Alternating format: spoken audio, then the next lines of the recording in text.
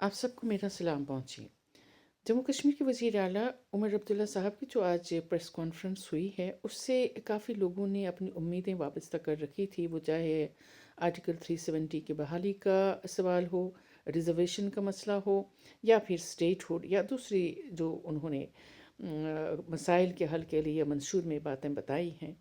के बारे में तज़किरा हो। तो मुझे लगता है कि एक तो उमर साहब के पास कुछ कहने के लिए नहीं था, कोई ठोस पॉलिसी उन्होंने बयान नहीं की, और न कोई ऐसा लाहे अमल दिया कि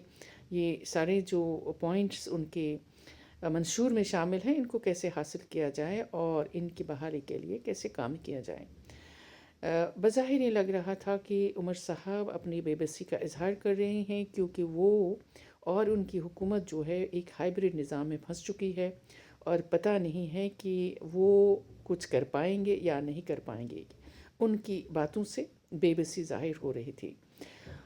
उन्होंने जिस तरह स्टेटहुड के बारे में कहा कि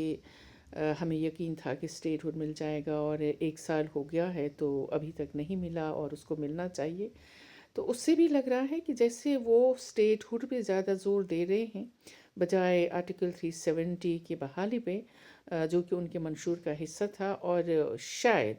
वो अपने उस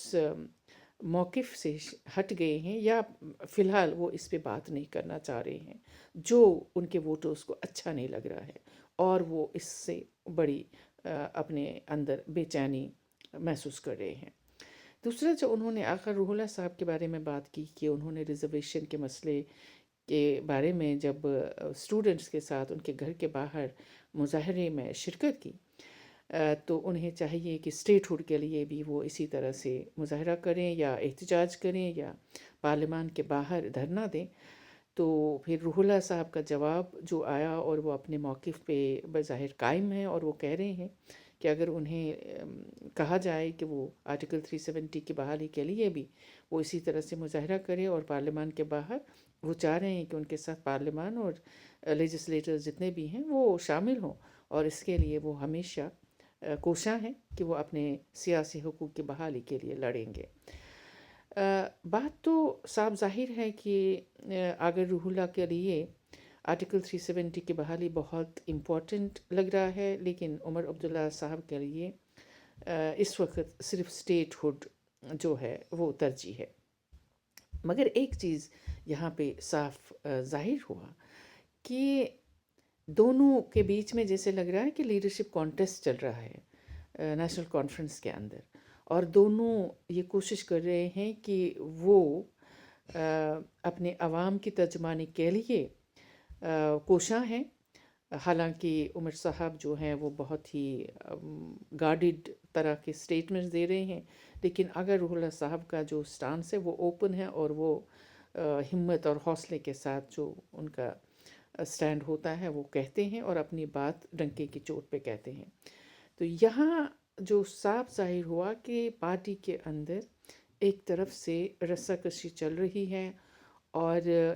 दूसरी तरफ ये हाइब्रिड निज़ाम में फंस चुकी है, जिसकी वजह से ये कोई ठोस काम नहीं कर पा रहे हैं। स्टेटहुड रेस्टोर नहीं हो रहा है, इनके बिजनेस ऑफ रूल्स पे खासा रस्साकशी भी चल रही है, और पता नहीं है कि इसको कैसे ये आगे ले चलेंगे। लेकिन जाहिर है इस सब का असर जो है वो आवाम पे है, और आवाम ये समझती है कि जिसकी उम्मीद की जा रही थी कि उमर साहब ने आज 3 महीने के बाद लगभग जो एक बड़ी प्रेस कॉन्फ्रेंस बुलाई थी, उसमें से वो कुछ लाहे अमल भी बताएंगे, कोई पॉलिसी भी बताएंगे, और जो उनकी इंडियन इंतज़ामिया के साथ जो बातें हो रही हैं, जो कॉन्वर्सेशन चल रही है, उसके बारे में लोगों को मुत्तला करेंगे। लेकिन ऐसा उन्होंने नहीं बताया, बल्कि बहुत ही तहफ़्फ़ुज़ात के साथ अपने स्टेटमेंट्स दिए। तो इससे बज़ाहिर आवाम में एक बेचैनी भी है, और वो मुतमईन नहीं लग रहे हैं कि ये गवर्नमेंट वो कर पा रही है जिसके लिए इसको वोट दिया गया है। और अगर ये सिस्टम इसी तरह से चलता रहा, तो मुझे लगता है कि ये डिस्कनेक्शन उसी तरह से शुरू होगा जिस तरह ये disconnection BJP lead lieutenant governor government और जम्मू कश्मीर के आवाम के बीच में था। शुक्रिया। अल्लाह हाफ़िज़।